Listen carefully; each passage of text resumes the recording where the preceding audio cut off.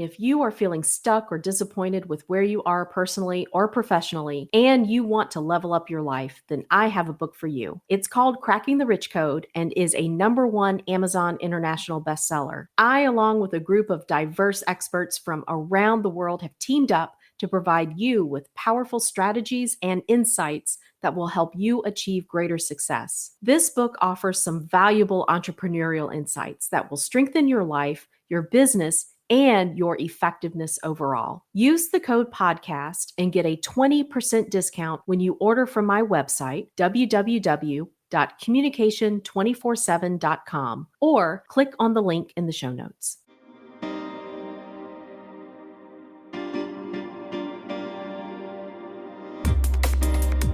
Welcome to the Communication 24/7 podcast, where we communicate about how we communicate.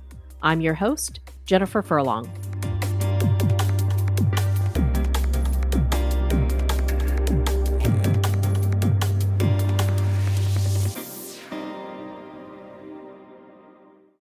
I hate networking.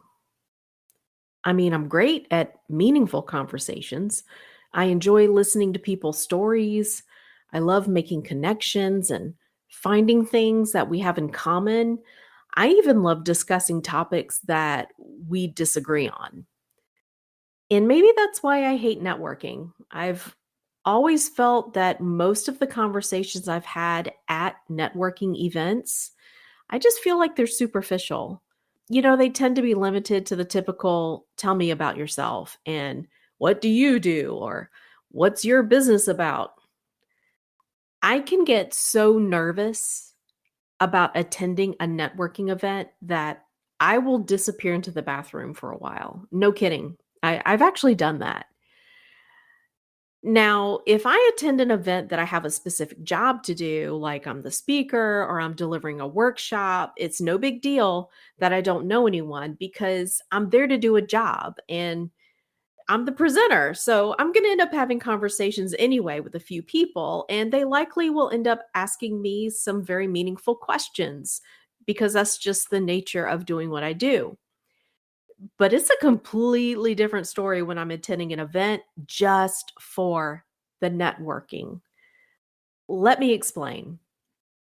One time I attended a networking luncheon where I knew absolutely no one. I thought it would be a great opportunity. I am a business owner and I need to meet other business owners. And so this networking luncheon was an opportunity to meet a lot of business owners who live in my region. It was huge. I remember walking in, it was at this huge hotel downtown. It was in this huge conference room. And after I signed in at the registration booth, I put my little hello, my name is tag on my shirt. And I began to walk through the first set of doors to go into the conference room. And I froze.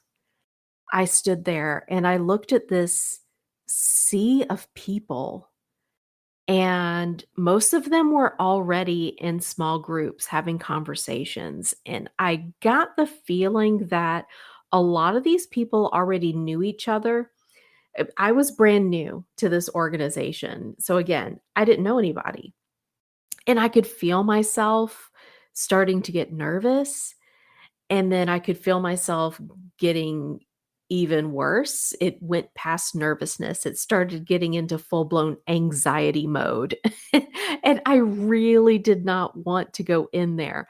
But I knew, hey, you know what? You need to get in there and you need to start having some conversations with some people. But I talked myself into going into the bathroom first. Maybe I just needed to calm down for a moment. I ended up staying in the bathroom for quite some time, though. And I almost talked myself into leaving, but I didn't. I said, okay, this is ridiculous. I'm a communication person. Certainly, I can go in there and meet just one person. So that's what I decided to do. I gave myself permission to just meet one person. I was not going to try to force myself to meet every single person in that room. I did not need to meet every single person in that room. I just wanted to reach out and meet one person. I figured if I did that, then I would be successful. So that helped a little bit. I mean, I went into the conference room and I looked around. And again, mostly everybody, they were already in these small groups having some conversations. And so I decided, let me look for someone who is not engaged in conversation with others. And I found him. If you've read my book, Cracking the Rich Code, you know it is chock full of fantastic advice from top thought leaders and super successful entrepreneurs from around the world.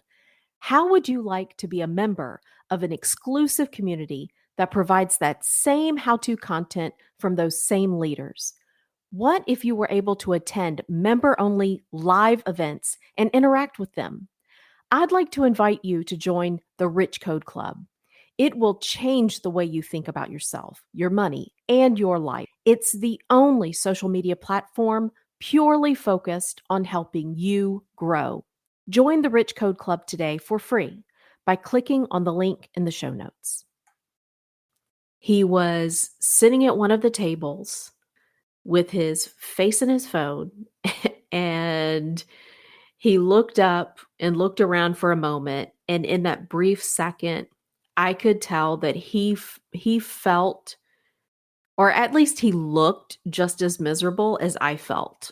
So that's when I decided, yeah, this is the guy that I'm gonna go talk to.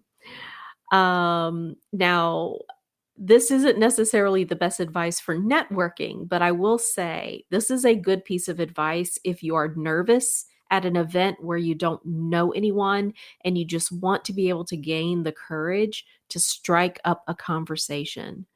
So, by finding someone who was already sitting at a table and he looked very uncomfortable, I was able to walk up to him and I asked if the seat next to him was taken, and he said no. And I said, "Oh, good. So I'm going to sit down here." And then that opened the door for us to have a conversation. Yes, at the beginning, it was the superficial. Is this your first time at this event? Do you know many people here? What do you do? But then eventually the table began to fill in with other business owners. And then that opened up the opportunity to have a lot of different conversations with different people.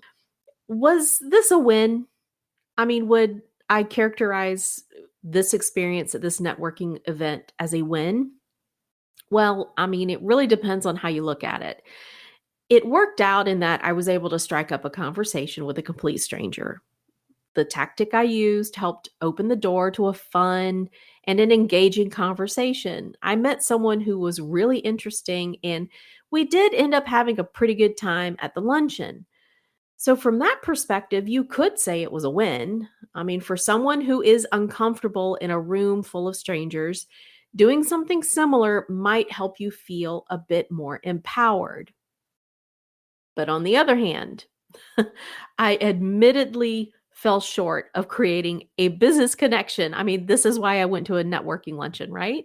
While the conversation was nice, at the end of the day, I spent money on a luncheon that resulted in zero prospects, zero clients, zero potential partners, zero potential collaborators.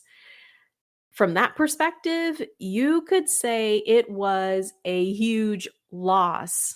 I mean, I was in the negative if you want to look at in terms of finances.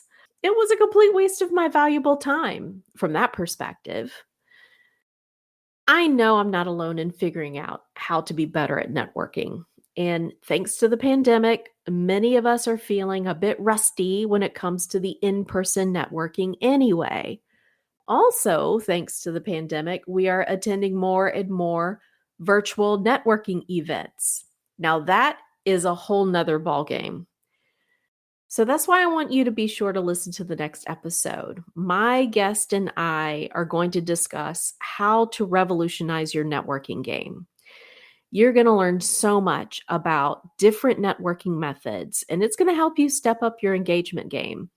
After having this conversation, I can tell you my guest helped me step up my engagement game. So I know exactly how I'm going to approach my next networking event. And it's going to help you avoid the trap of just merely swapping business cards. I mean, we're not really doing things effectively if we're just throwing out the business cards like they're candy. It's kind of like throwing something at the wall to see what's going to stick. That could be a huge waste of your time and money as well. And we're also going to talk about how to leverage some of the virtual tools that are available that are going to broaden your networking horizons. It's going to be a really great episode. In the meantime, I would love to hear from you. Please send me your communication questions. I would love to work them into the show for a Q&A segment. Or maybe you don't even have a question, but maybe you have a communication related story instead. I mean, it could be a funny communication story, it could be a tragic communication story. As long as there's a lesson learned, give us something that you would not mind sharing with the audience. If you have a story like that, please send it to info@communication247.com. I'll check it out. And if there's a really good lesson that all of us could learn from, I'll share it on a future episode. All right, that's it for today. I hope you have a great rest of your day. You take care now.